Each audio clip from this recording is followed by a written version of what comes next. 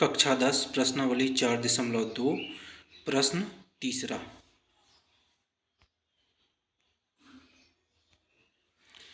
ऐसी दो संख्याएं ज्ञात करो जिनका योग 27 हो और गुणनफल 182 हो।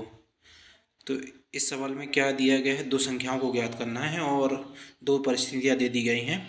पहला तो उनका योग 27 हो और दूसरा उनका गुणनफल 182 हो। तो माना एक संख्या x है। जब एक संख्या x है तो प्रश्न में दिया गया है कि दोनों का योग 27 है। तो एक संख्या x है तो दूसरी 27 ऋण x होगी, क्योंकि दोनों का योग तो 27 ही है ना। और फिर प्रश्नानुसार दिया गया है कि इन दोनों संख्याओं का गुणनफल 182 हो।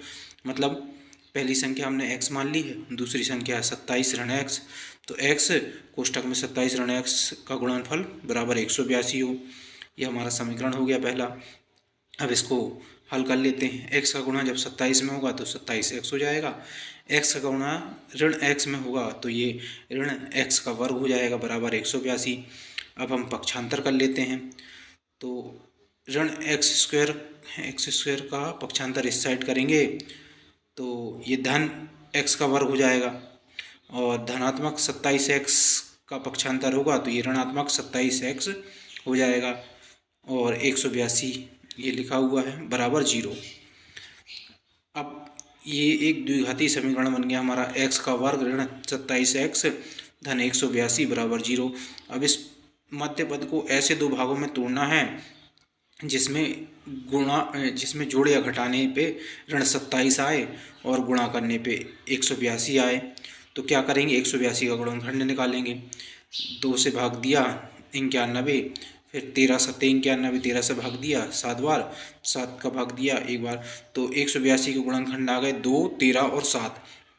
तो अब इनसे ऐसी दो संख्याएं निकालनी है जिनका योग जो हो या घटाने पे ऋण 27 आए।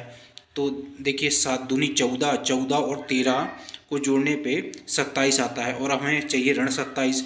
तो ऋण 27 के लिए हम दोनों को ऋण कर देंगे, ऋण 13 और ऋण 14। तो इस 27x को ऋण 27x को दो भागों में बांटेंगे, ऋण 13x और ऋण 14x। तो ये समीकरण बन गया हमारा x का वर्ग ऋण 13x ऋण 14x धन 182 बराबर 0। अब ये दो पद हैं और ये दो पद हैं। इन दो पदों में से उभयनिष्ठ क्या आएगा, x आएगा।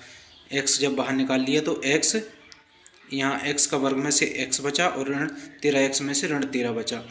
इसी प्रकार इस यहाँ से ऋण 14 को जब उभयनिष्ठ ले लेंगे तो यहाँ बचेगा x और यहाँ पर बचेगा ऋण 13, क्योंकि ऋण 14 और ऋण 13 का गुणनफल धन 182 होगा।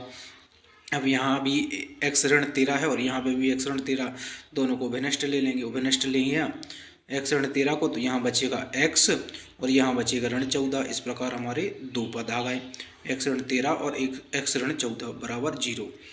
दोनों की तुलना शून्य से कर देते हैं।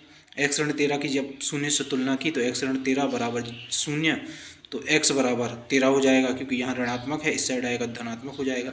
ठीक इसी प्रकार x ऋण 14 की तुलना जब शून्य से की तो x ऋण 14 बराबर 0, तो ऋण 14 जब इस साइड आएगा तो ये 14 हो जाएगा। इस प्रकार x बराबर 14।